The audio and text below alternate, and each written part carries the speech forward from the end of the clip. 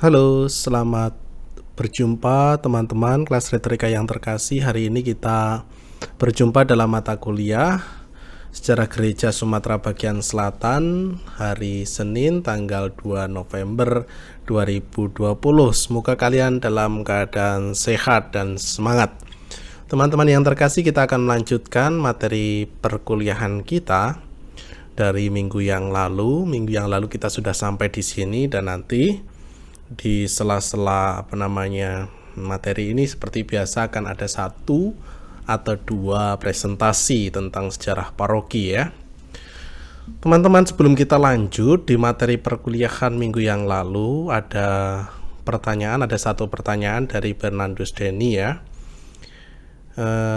Bertanya tentang mengapa misi di daerah bagian selatan seperti Lampung, Palembang, Bengkulu dan seterusnya itu lebih sulit diterima dibandingkan dengan misi di daerah bagian utara, atau sebut saja kita katakan di daerah Sumatera Utara, di daerah orang Batak gitu lebih diterima. Kenapa?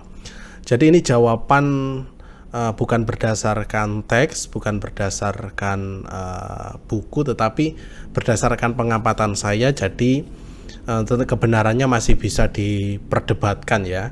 Jadi ini murni hasil dari pengamatan saya. Nanti teman-teman bisa memperkarya pertanyaan ini dengan orang-orang yang lebih paham, bisa jadi romo-romo yang ada di komunitas paroki kalian berada. Jadi kalau tanggapan saya, kenapa di utara lebih diterima daripada di selatan? Yang pertama-tama menurut saya adalah karena faktor bisa jadi faktor agama itu sendiri, agama pendahulunya. Lalu yang kedua, faktor budaya. Faktor agama yang saya maksudkan seperti ini. Waktu pembagian daerah misi, seperti yang pada waktu itu saya sampaikan teman-teman ya, bahwa pada waktu itu Sumatera bagian selatan itu sudah lebih dahulu Islam sudah lebih dahulu berkembang di daerah ini. Kan pada waktu itu sudah ada pembagian misi, dan pemerintah kolonial Hindia Belanda pada waktu itu sudah membagi supaya tidak menjadi konflik, misi itu tidak menjadi konflik, penyebaran agama itu tidak menjadi konflik, maka diminta untuk misi itu dilakukan di daerah-daerah yang benar-benar belum menganut kepercayaan atau belum menganut agama. Satu agama, misalnya 5 agama pada waktu itu. Jadi yang masih menganut sistem aliran kepercayaan atau animis dinamisme seperti itu ya. Nah, Sumatera Selatan pada waktu itu, entah itu Jambi, Bengkulu, Lampung dan sekitarnya, mereka sudah lebih dahulu mengenal agama Islam. Dan itu sudah mengakar kuat dari sananya, sehingga ketika Kristen masuk agak sulit Kristen itu diterima, apalagi ditambah dengan stigma yang pada waktu itu awal-awal sudah saya sampaikan ya teman-teman ya. Nanti akan kita perdalam pada materi ini. Stigma bahwa agama Kristen atau agama Katolik itu adalah agama penjajah, jadi agak sulit. Apalagi organisasi-organisasi Islam itu sangat cukup kuat, bahkan sangat kuat di daerah Melayu atau di daerah Sumatera bagian selatan itu cukup kuat atau bahkan sangat kuat, sehingga misi Katolik atau misi Kristen agak sulit untuk diterima. Itu alasan agama. Lalu alasan agama kenapa mudah diterima di Sumatera Utara, karena di sana pada waktu itu juga masih animis dinamisme, kan begitu. Jadi ketika Kristen masuk, pada awalnya adalah Protestan. Kalau teman-teman masih atau sudah tahu atau masih ingat yang namanya dengan misionaris Nommensen ya, misionaris Protestan yang ada di Sumatera Utara, itu langsung diterima, dan karena di sana masih animis dinamis tadi, aliran kepercayaan, dan sampai sekarang sebenarnya masih ada aliran kepercayaan seperti kejawen. Kalau di Sumatera Utara itu yang saya tahu ya, yang saya kenal itu adalah Parmalim, begitu ya, agama kepercayaan atau agama budaya mereka, sehingga ketika Kristen masuk mudah diterima. Lalu alasan yang kedua itu tentang, saya katakan tadi, tentang budaya. Tentang budaya, kenapa? Ya karena daerah selatan yang mayoritas adalah Melayu dengan Islam itu pengamatan saya klop begitu ya. Jadi budaya dengan agama itu klop, terasa klop, dan Katolik atau Kristen dengan budaya atau tradisi Batak itu juga klop, pengamatan saya begitu ya.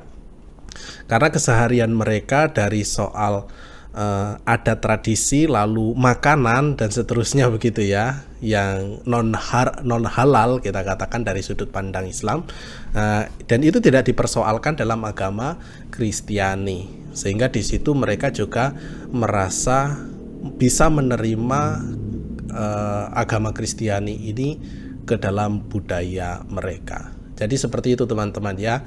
Ini menurut pandangan saya pribadi. Jadi kalau kalian ada buku, teks, atau ada orang yang lebih kompeten dalam menjelaskan kenapa bisa diterima di sini dan tidak bisa diterima di sana, itu bisa kalian sharingkan di materi ini atau di kolom komentar nantinya. Seperti itu ya jawabannya ya. Mudah-mudahan bisa diterima dan cukup jelas walaupun amat singkat. Begitu ya teman-teman, dan kita hari ini akan melanjutkan materi kita. Kemarin kita sampai di sini. Kita flashback sebentar. Nah teman-teman, kemarin atau minggu yang lalu kita sudah mengalami perpindahan tampuk misi itu mulai dari Jesuit ke Kapusin, dan kita kemarin sudah mencoba melihat nama-nama pastor Kapusin yang bertugas di Tanjung Sakti ya, di Sumatera bagian selatan kita katakan, mulai dari Pastor Van Hoof. Pastor Van Hoof ini yang kemarin memesan kayu sebenarnya sudah dimulai oleh Pastor Jennison, lalu dilanjutkan oleh Pastor Van Hoof untuk pembangunan. Ini tanda-tanda kemarin kita katakan di sini ada konflik. Pertama-tama konflik kolonial, pemerintah kolonial Belanda dengan masyarakat. Lalu yang kedua imbasnya nanti kena bahwa konflik itu juga terjadi antara Katolik dengan masyarakat itu sendiri di Tanjung Sakti secara khusus. Dan itu dimulai dari ketika Van Hoof memesan kayu ya, lalu ada penjarahan, ada pencurian, lalu ada besar-besaran teman-teman kemarin yang berpindah migrasi dari Kristiani, kita katakan ya murtad atau meninggalkan agama Kristiani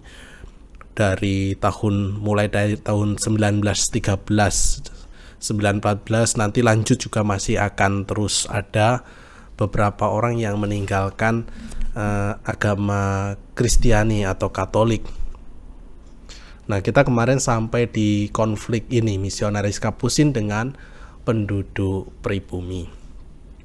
Nah, teman-teman, kita sekarang akan lanjut di sini. Di slide ini kita akan melihat bahwa ketika terjadi konflik, lalu sebagian besar dari 700 umat nanti akan hanya tinggal menjadi 40-50 orang di Tanjung Sakti. Ini kan suatu pukulan yang berat sebenarnya terhadap misionaris ya, gereja pada waktu itu yang diwakili oleh para misionaris. Kok bisa itu terjadi? Sehingga yang banyak, jumlah umatnya yang banyak, lalu tinggal beberapa gelintir kita katakan di situ, maka mereka berusaha untuk mencari solusi. Yang pertama-tama dihadirkan seorang yang bernama Mr. J.C. Kilstra. Ini adalah seorang ahli hukum adat, tiba di Tanjung Sakti pada Februari 1915. Kejadian konflik itu 1913 ya, 1913, 1914, lalu 1915 itu ya kita katakan gereja atau kontrolir atau pemerintah kolonial Belanda mendatangkan seorang ahli hukum adat, dan ahli hukum adat ini akhirnya mencari jalan keluar dengan membuat yang namanya dusun baru. Jadi pada waktu itu kan umat Katolik tersebar di beberapa dusun, di beberapa wilayah yang jauh gitu, kita katakan ya terpencar-pencar, dan di situ mayoritas adalah agama Muslim, agama Islam. Jadi supaya tidak terjadi konflik dan penurunan jumlah umat, maka dibentuklah dusun baru. Pertama-tama ini yang dibuat pada waktu itu oleh Pastor Verhoeven OFM Cup ya pada waktu itu dengan kontrol JH Juda. Dan residen Bengkulu L. Knalpert mengizinkan, memberi izin supaya ya oke, dijadikanlah atau dibuatlah sebuah dusun yang khusus untuk orang-orang Katolik. Dan Pastor Verhoeven pada waktu itu membeli sebidang tanah yang dapat dibangun sekitar 40 rumah di Pajar Bulan dekat pastoran. Pembangunan tidak sesuai rencana karena rumah yang dibangun yang awalnya 40 rumah hanya 18 unit. Kenapa? Karena ya 18 unit pun orang tidak mau pindah ke situ, orang-orang Katolik. Karena apa? Karena lokasi itu jauh dari ladang, jauh dari pusat perekonomian mereka, maka secara sosial ekonomi dusun baru itu kurang menguntungkan, sehingga ya biarlah orang-orang Katolik pada waktu itu tetap tinggal di dusunnya yang dekat ladangnya atau dekat sawahnya. Karena kalau terisolir jauh dari sawah atau jauh dari ladangnya, ya secara ekonomi mereka akan merasa keberatan untuk pindah ke situ. Dan dusun Katolik atau dusun baru yang menjadi solusi pertama-tama itu tidak berkembang seperti yang diharapkan. Hanya ada beberapa saja umat yang mau tinggal di situ. Ya kita katakan umat yang taat. Begitu ya dituliskan dalam buku ini, umat yang taat yang mau tinggal di situ, dan kebanyakan umat yang lain tetap tinggal di dusunnya masing-masing. Dalam hal ini, dusun baru yang awalnya menjadi solusi untuk penurunan jumlah umat ini tidak sesuai dengan harapan. Lalu, apa yang dibuat? Nah, sebelum kita masuk ke strategi Pastor Spencer, jadi Pastor Verhoeven ini kemudian pindah ke Padang. Dia pindah ke Padang lalu digantikan oleh Pastor Donatus pindah ke Padang lalu digantikan oleh Pastor Matthias Brands, dan Bruder Wilhelmus datang ke Tanjung Sakti pada Agustus 1920. Tetapi Pastor Brands ini pun juga tidak lama di situ, hanya beberapa bulan lalu meninggalkan Tanjung Sakti karena dia mendapat tugas baru sebagai superior di Kapusin, lalu diganti oleh pastor yang bernama Pastor Kapusin juga, Franciscus Marianus Spencer. Inilah pastor terakhir yang bertugas di Tanjung Sakti, Pastor Kapusin terakhir yang bertugas di Tanjung Sakti namanya adalah Pastor Spencer. Nah ini ya. Nah, Pastor Spencer ini menempuh strategi yang berbeda karena dusun baru yang disebut dengan dusun Katolik tidak berhasil, maka Pastor Spencer menempuh strategi begini, ya memperkenalkan upacara pentataan sakramen Maha Kudus. Jadi ada satu devosi yang diperkenalkan kepada jemaat umat Katolik yang pada waktu itu tujuannya untuk memperteguh iman mereka bahwa kita punya kekayaan ini, sakramen Maha Kudus yang tidak dimiliki oleh kepercayaan lain, begitulah. Dan ini diwartakan kepada umat-umat yang memang masih memegang teguh iman kekatolikannya. Lalu bukan hanya itu saja, Pastor Spencer ini juga mengunjungi keluarga-keluarga Katolik yang tersebar di dusun-dusun. Ya istilahnya katekese. Maka ini juga menjawab teman-teman, kenapa pertemuan-pertemuan pertama itu saya ingat masih ada satu pertanyaan yang belum saya jawab. Kenapa apakah misionaris tidak menjelaskan tentang stigma itu ya, saya katakan ya, tentang stigma. Kenapa stigma itu terus hidup bahwa Katolik atau Kristen adalah agama penjajah. Nah ini salah satu strateginya juga mereka sudah tempuh atau misionaris itu sudah lakukan, yakni untuk menjelaskan atau memperkenalkan bahwa Katolik dan kolonial itu sesuatu yang berbeda, begitulah ya, berbeda, ingin memilah-milah hal itu. Jadi tetap ada upaya misionaris untuk berkatekese tentang kekatolikan atau katolisitas itu sendiri. Dan hasilnya dari kunjungan keluarga ini, rupanya strategi ini berjalan dengan baik. Hasilnya beberapa orang Katolik yang berpindah meninggalkan Katolik lalu kembali ke pangkuan gereja Katolik kembali, dan orang-orang Katolik semakin rajin mengunjungi gereja pada hari Minggu. Dan Pastor Spanser mengakui bahwa ya misi Tanjung Sakti merupakan misi yang paling sulit.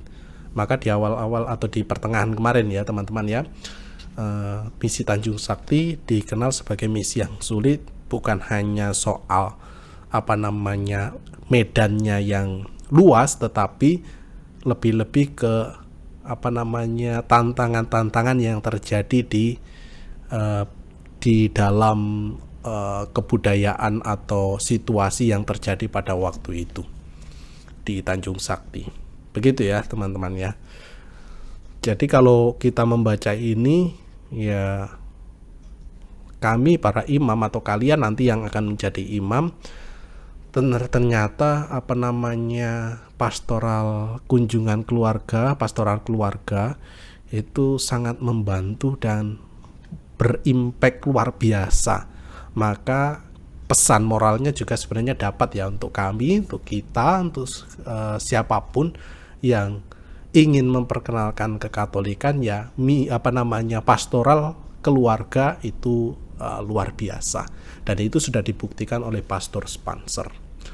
Dan pada tahun 1923 Vatikan memekarkan Sumatera menjadi 2 wilayah, Gereja Baru, Prefektur Apostolik Bengkulu, kemudian dilayani oleh SCY masuk ke Sumatera, dan Prefektur Apostolik Bangka Belitung diserahkan ke SSCC. Dan Pastor Spanser seperti yang saya katakan tadi adalah imam kapusin terakhir yang berkarya di Tanjung Sakti. Inilah gambar Pastor Kapusin yang bertugas di Tanjung Sakti pada waktu itu yang di sebelah kanan. Begitu teman-teman ya. Saya kira pertemuan kita sampai di sini. Mudah-mudahan materi yang singkat ini bisa memperkaya wawasan kita tentang sejarah gereja yang terjadi di Sumatera bagian selatan, khususnya ketika dilayani oleh imam-imam Kapusin, sebelumnya Jesuit, Kapusin. Dan pertemuan yang akan datang kita akan melihat bahwa Tanjung Sakti atau Sumatera bagian selatan nanti akan diserahkan kepada imam-imam hati kudus atau yang sering kita sebut imam-imam SCI. Begitu teman-teman ya. Saya kira materi kita sampai di sini.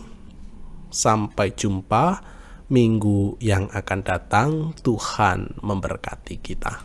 Amin.